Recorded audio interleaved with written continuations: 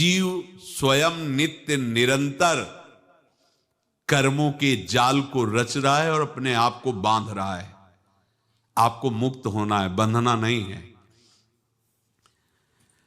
जीव का जन्म कर्मों के अनुबंध से होता है, कर्मों के बंधन से होता है, और उसको अपना ऋण चुकाना होता है।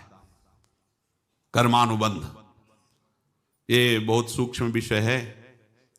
जैसे आप जिस परिवार में जन्म लिए हैं तो उस परिवार के लोगों से आपका ऋण है, इसलिए उसी परिवार में आप आए हैं।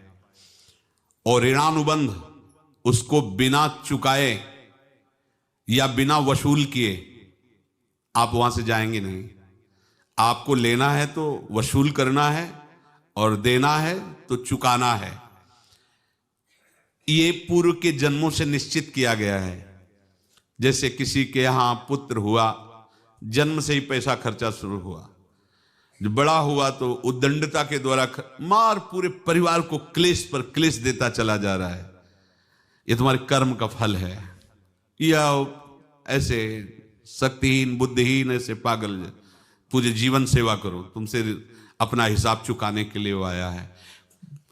अब परिवार के जो सदस्य जुड़े आके, मतलब पत्नी आते ही पूरी हृदय में आनंद, परिवार में आनंद, और जीवन भर वो आनंद ही सुख देने के लिए उसका जन्म हुआ। वो अपना ऋणानुबंध मुक्त, और आते ही भयंकर क्लेश खड़ा कर दिया, बीच में दीवाल और झगड़ा वैसा, फिर अतरे दिन मारपीट शुरू, कलह अशांति, पूरा जीवन नरक हिसाब करने आए।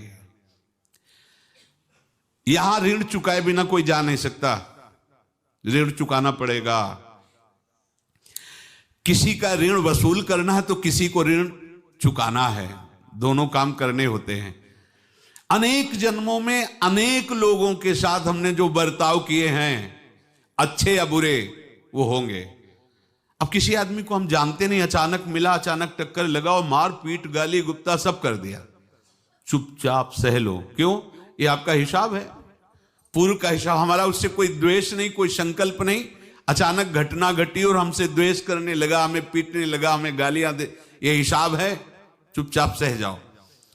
अपने घर का भाई ही भारी दुश्मन बन गया और क्लेश दे, हिसाब है। एक प्रभुदत्त ब्रह्मचारी जी की